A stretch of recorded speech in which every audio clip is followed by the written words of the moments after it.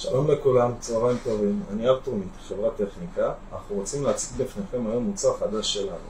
זה ידית ללא רוזטה בעצם, ומעביר תנועה קסטה ללא פינוי. מה זאת אומרת ללא פינוי? עם פינוי מינימלי של 3 חורים.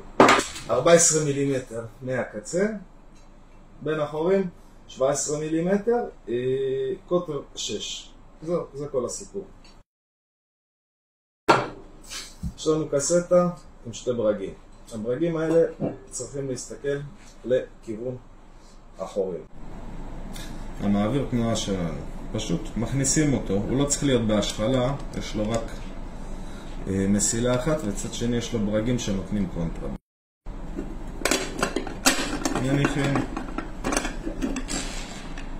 מכוונים לאזור הברגים,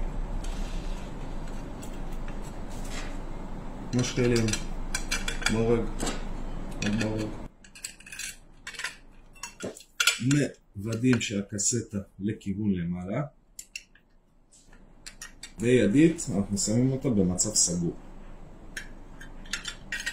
מוודאים שזה עובד, תנועה מלאה, ומתחילים לסגור את הברגים. עכשיו יש לנו פה עוד 2 חורים. 2 החורים האלה, בעצם יש לנו פה ברגים שנותנים קונטרה. נועלים אותם עד שהם נוגעים בפרופיל. נותנים עוד חיזוק קטן לידית. הכל עובד. כמובן אפשר להשתמש בזה בדרי קיפ, אפשר להשתמש בזה בפתיחה רגילה, במנגנון אגרוף. שימו לב, יש לזה המון תנועות. פשוט וקל.